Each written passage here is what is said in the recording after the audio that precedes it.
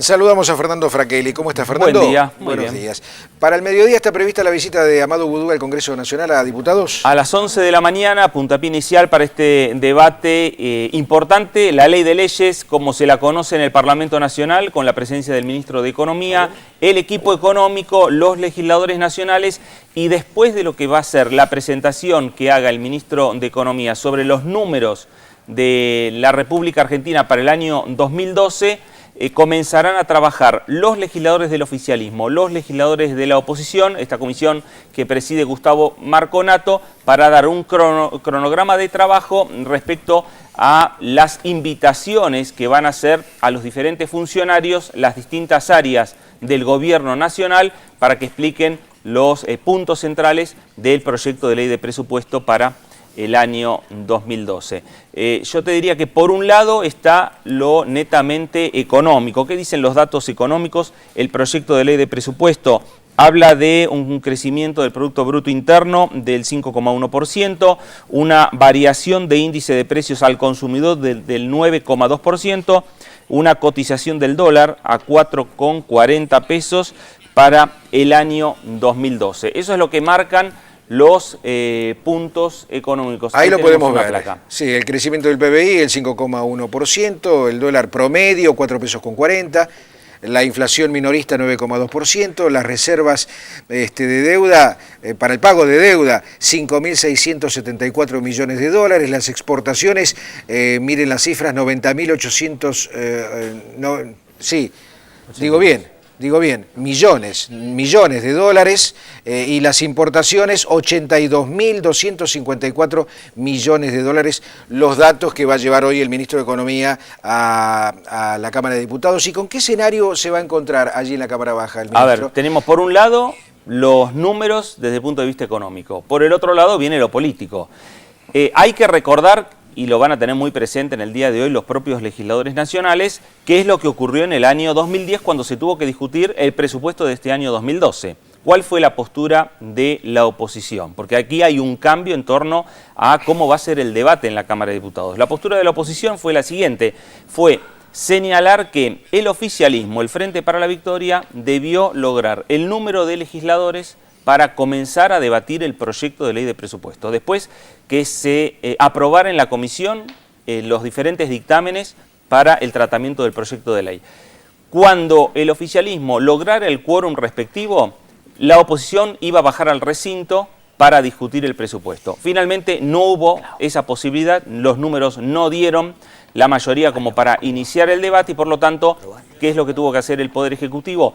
Prorrogar el presupuesto del año 2010. Trabajar con el presupuesto anterior. Trabajar con el presupuesto, digamos, ya vencido. Claro. Adecuarlo a los números para el año 2011. ¿Qué se espera este ahora? año, yo te diría, hablando con los diferentes legisladores nacionales, ayer lo hacíamos a última hora con el propio diputado y presidente de la bancada del radicalismo, Ricardo Gil Lavedra, señaló: nosotros vamos a facilitar el tratamiento del proyecto de ley. Es decir, que está garantizado que este proyecto se trata en comisión, habrá uno o dos dictámenes o diferentes números de dictámenes y va a llegar al recinto y se va a tratar en el recinto y después se verá la postura que gane en torno a este proyecto que una vez que finalice el tratamiento en la Cámara de Diputados tendrá que ser analizado en el Senado Nacional. Y se va a analizar, según dicen también los propios legisladores nacionales, antes de la renovación parlamentaria, que es el próximo 10 de diciembre. Hace un rato vimos tu trabajo, parte del primer informe del debate en senadores y en la Cámara Alta, pero hubieron otros proyectos también. Hubieron otros proyectos y yo te diría que lo que hubo también fue el inicio de un debate que va a generar fuertes polémicas y fuertes debates internos en el propio Congreso Nacional. Hablamos del proyecto de ley de muerte digna porque hay varias iniciativas y lo importante que rescataron los legisladores nacionales y quienes participaron ayer por la tarde en el Senado Nacional, que es un tema que se inició el debate en el Congreso. De aquí hasta que se sancione va a pasar un tiempo, puede ser un tiempo más prolongado o un tiempo más corto, pero lo importante es que se inició el debate de muerte digna y este es el siguiente informe. Empezó a morir de a poco y fueron 5 años durísimos, 5 años de una nena que ya no era la nena que era. Nacional recibieron los aportes de asociaciones académicas y de familiares sobre los proyectos de muerte digna que están para el análisis parlamentario. Sí, es una de esas leyes que podríamos definir como protectora de distintos desamparos. Está el desamparo de quien padece la enfermedad final, diríamos, o el momento final de su vida. Está el desamparo de sus seres queridos, está el desamparo de los profesionales de la salud que intervienen y que no tienen un marco de referencia claro de cómo actuar. Entonces, frente a todos esos desamparos, yo creo que el Estado debe dar una respuesta.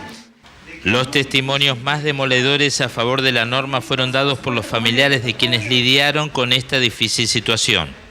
Y la decisión fue nuestra. Ustedes deciden, ¿se le vuelve a poner el respirador si Laila entra en crisis o no se la vuelve a conectar? Y la decisión de la familia fue no volver a conectarla para, primero, que ella no tenga que volver a pasar por una traqueotomía, por lo invasivo que significa la colocación de un respirador, y segundo, porque el caso de Laila ya era absolutamente irreversible. Entonces, este caso o este testimonio tal vez sirve para entender que la decisión última siempre debe ser de la familia o en el caso de que el paciente tenga posibilidad de dirimir del paciente. Y en lo posible no llegar al punto de llevar el tratamiento a tal nivel que después no se pueda volver atrás. El encarnizamiento terapéutico lo que genera es más sufrimiento. ¿Hasta dónde llega la medicina si la naturaleza, si Dios, para quienes son creyentes, decide, en este caso, que esa vida no tiene que continuar?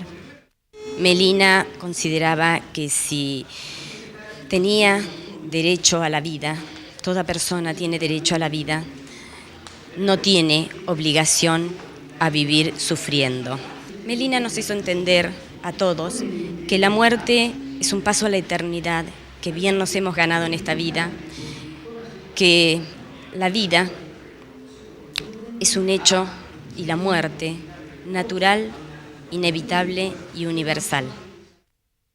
Tema tan sensible, ¿no, Fernando? Y seguro va a ser un tema en el cual estas declaraciones, estos testimonios que escucharon los legisladores va a ser también una presión a la hora de tener que ir definiendo y el avance de este proyecto de ley. La última, labor parlamentaria en el Senado. A las 11 de la mañana, convocada por el vicepresidente, van a estar los presidentes de todos los bloques políticos de la Cámara Alta, tienen que definir el temario de la sesión de hoy. La idea es, a partir de las 3 de la tarde, sesión en el Senado Nacional. Gracias, Fernando, la seguimos en un rato.